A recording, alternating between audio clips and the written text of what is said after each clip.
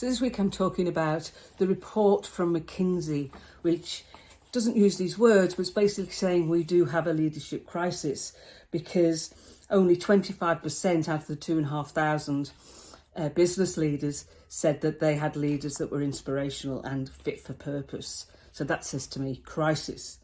And we're looking at leaders becoming more self-aware and inspiring.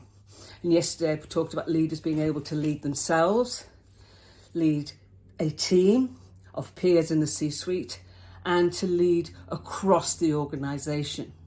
And the report has highlighted some perceived barriers to this being achieved. And one of them is the lack of incentive. Now, incentives are often financial, but we need to think beyond those financial incentives. How will we reward leaders who have the courage, as I said yesterday, to unlearn and relearn, to become leaders who provide direction and not direct, leaders who empower and enable and inspire? So what about incentives where we can reward, for the bottom line, but also look at performance that's upholding the values that the business is stating that's needed?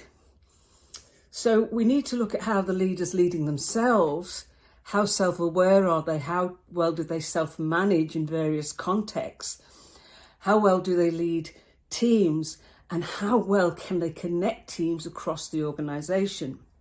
So we need to think about how we can measure those things and measure the leadership behaviours that align with the values of the organisation. And Kronos is a good example of how they've done this. So they transformed their manager's capability by introducing a Manager Effectiveness Index, MEI, which consisted of codifying the role of managers and measuring their effectiveness. The company turned their employees' performance process upside down by asking its employees to rate their manager's performance and effectiveness twice a year.